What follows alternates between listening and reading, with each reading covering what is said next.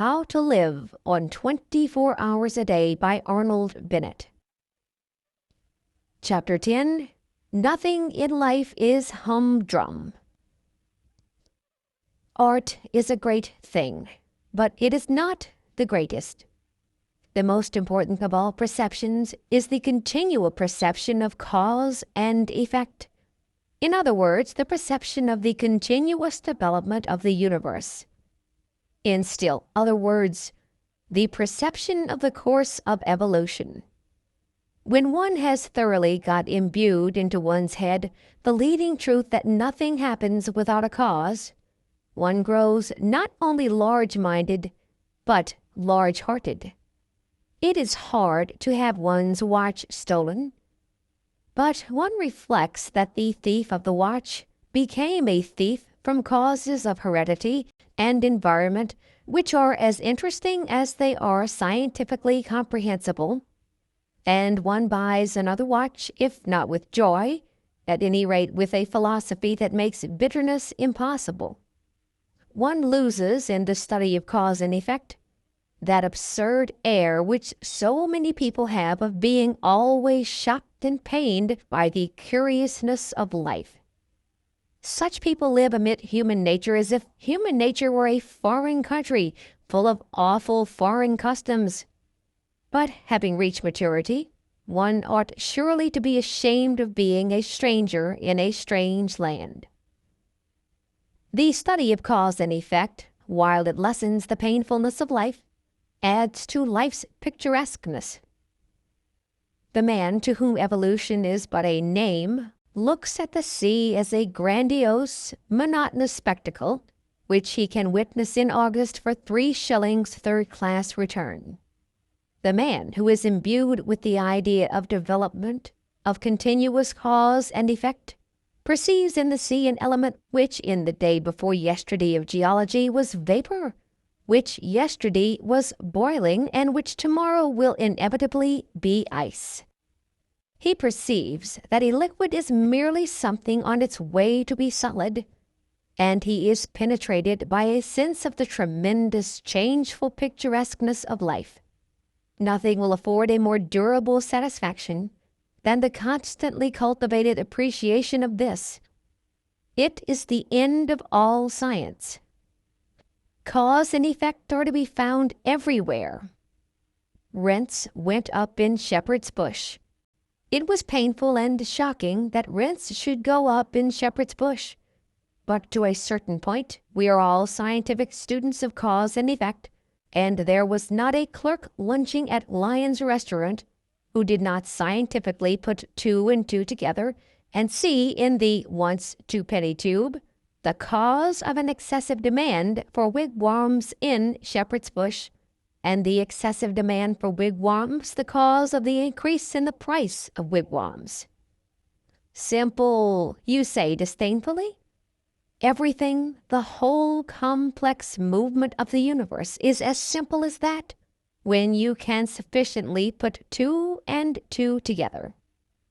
And, my dear sir, perhaps you happen to be an estate agent's clerk, and you hate the arts, and you want to foster your immortal soul, and you can't be interested in your business because it's so humdrum.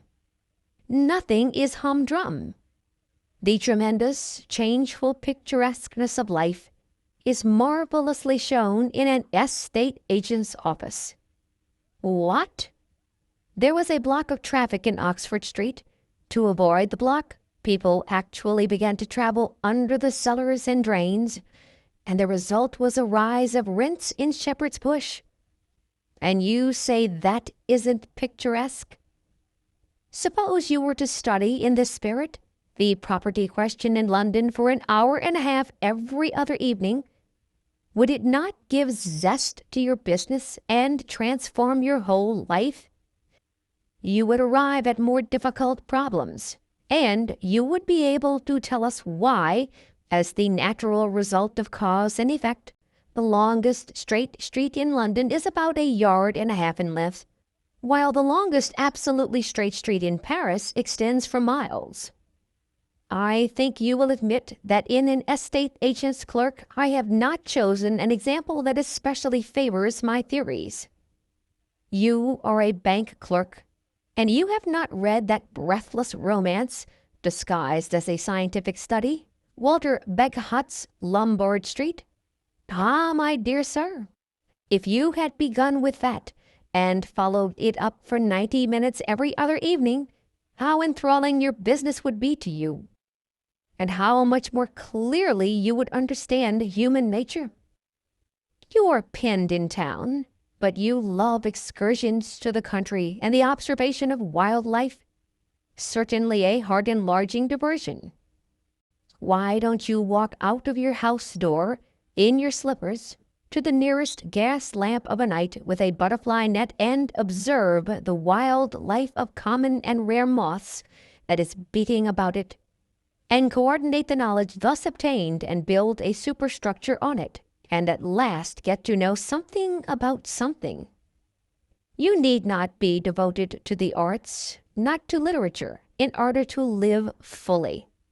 The whole field of daily habit and scene is waiting to satisfy that curiosity which means life, and the satisfaction of which means an understanding heart.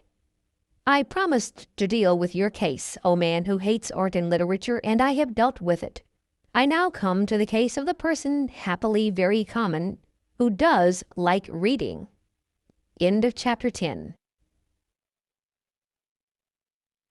How to Live on 24 Hours a Day by Arnold Bennett.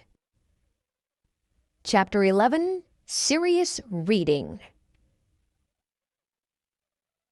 Novels are excluded from serious reading, so that the man who, bent on self-improvement, has been deciding to devote 90 minutes 3 times a week to a complete study of the works of Charles Dickens will be well advised to alter his plans.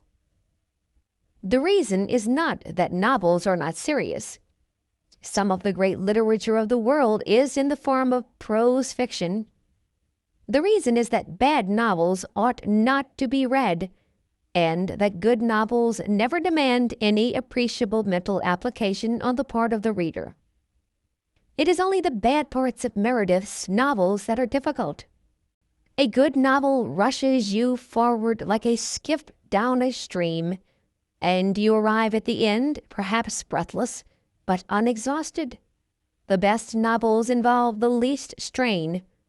Now, in the cultivation of the mind, one of the most important factors is precisely the feeling of strain, of difficulty, of a task which one part of you is anxious to achieve and another part of you is anxious to shirk.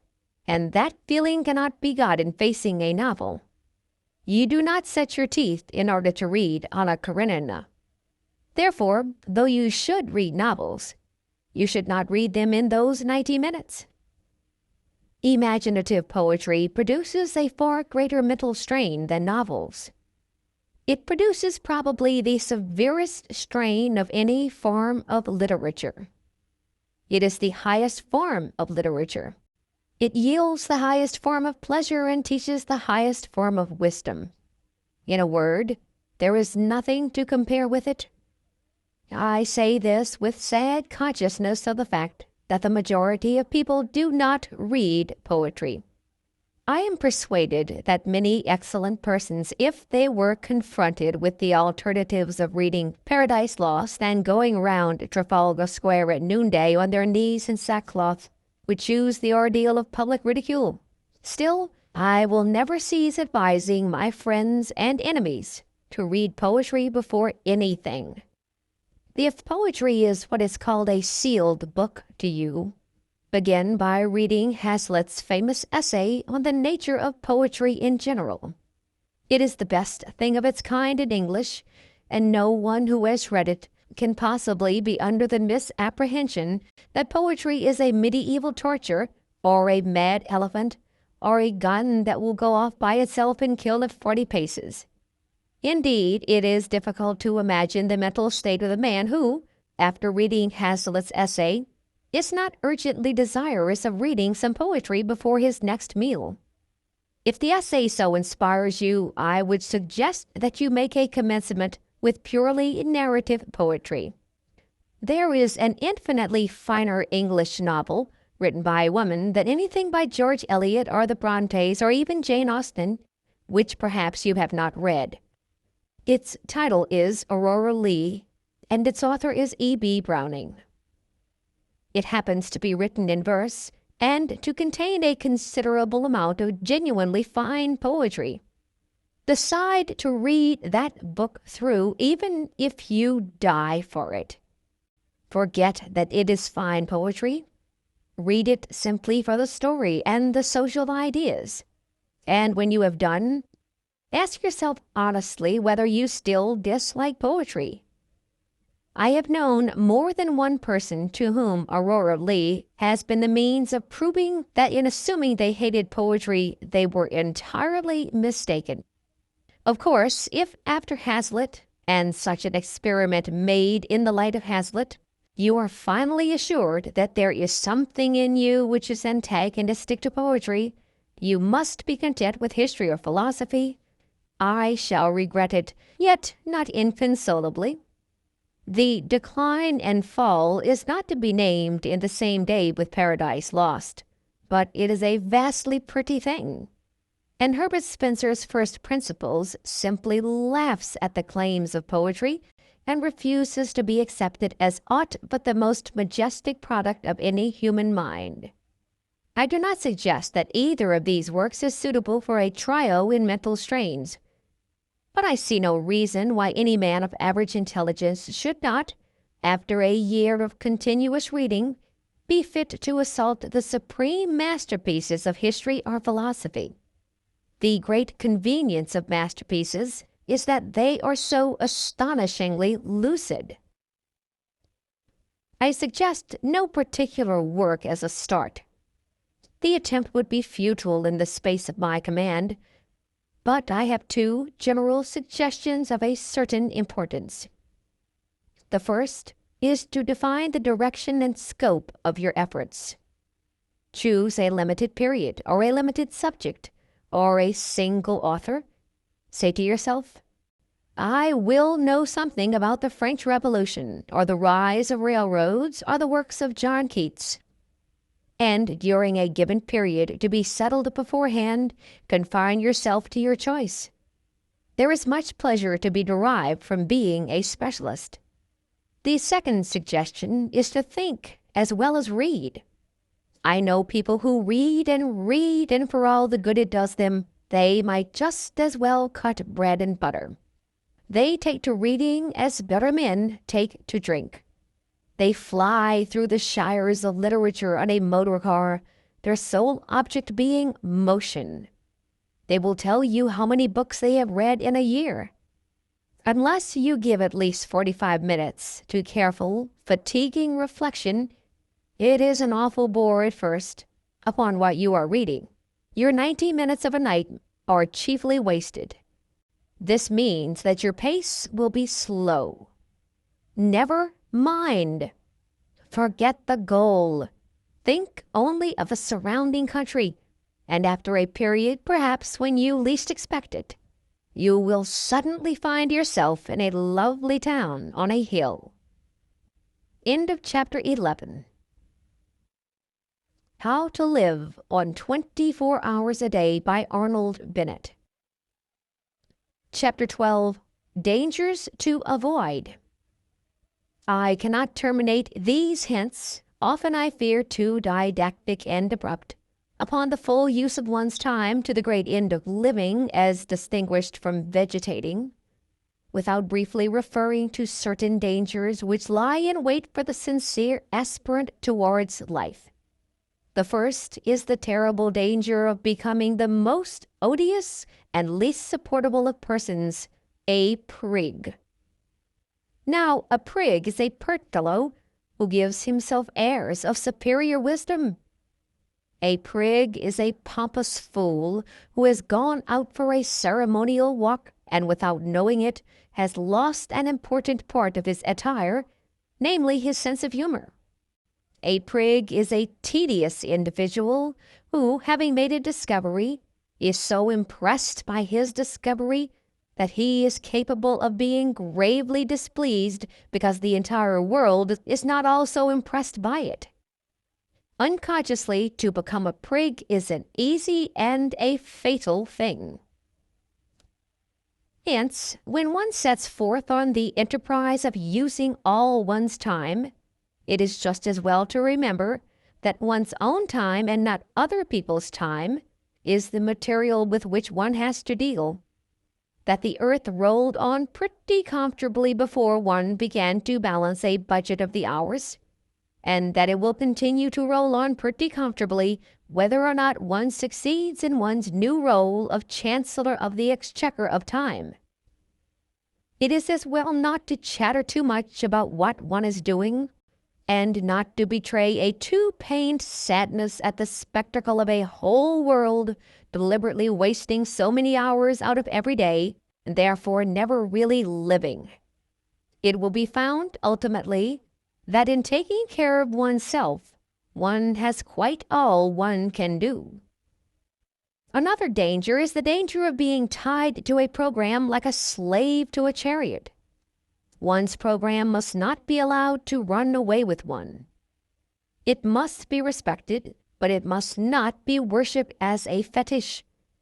A program of daily employ is not a religion. This seems obvious. Yet I know men whose lives are a burden to themselves and a distressing burden to their relatives and friends simply because they have failed to appreciate the obvious. "Oh, no," I have heard the martyr's wife exclaim. "Arthur always takes the dog out for exercise at 8 o'clock, and he always begins to read at 8:45, so it's quite out of the question that we should," etc., etc. And the note of absolute finality in that plaintive voice reveals the unsuspected and ridiculous tragedy of a career. On the other hand, a program is a program, and unless it is treated with deference, it ceases to be anything but a poor joke. To treat one's program with exactly the right amount of deference, to live with not too much and not too little elasticity, is scarcely the simple affair it may appear to the inexperienced. And still another danger is the danger of developing a policy of rush, of being gradually more and more obsessed by what one has to do next. In this way, one may come to exist as in a prison, and one's life may cease to be one's own. One may take the dog out for a walk at 8 o'clock and meditate the whole time on the fact that one must begin to read at 8:45 and that one must not be late. And the occasional, deliberate breaking of one's program will not help to mend matters. The evil springs not from persisting without elasticity in what one has attempted, but from originally attempting too much, from filling one's program till it runs over. The only cure is to reconstitute the program and to attempt less. But the appetite for knowledge grows by what it feeds on.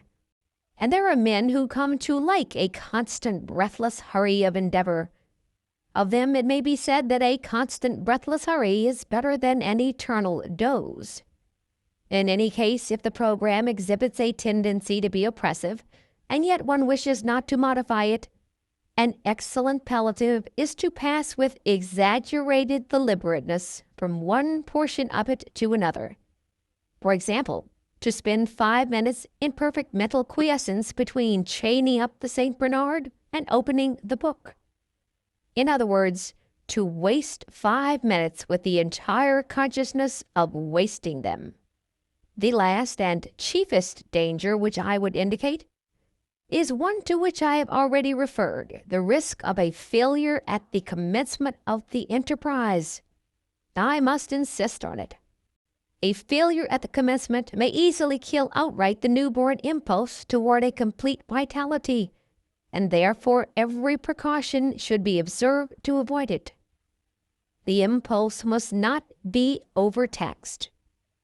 Let the pace of the first lap be even absurdly slow, but let it be as regular as possible.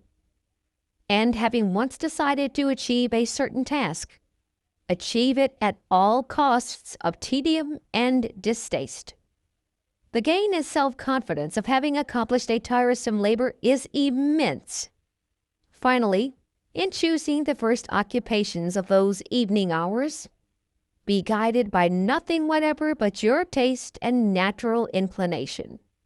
It is a fine thing to be a walking encyclopedia of philosophy.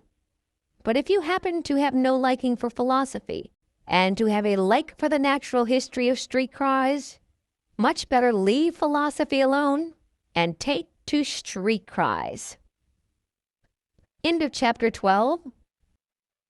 End of How to Live on 24 Hours a Day by Arnold Bennett. Like, comment, share, and subscribe to Beyond Belief Audiobook. Thank you so much.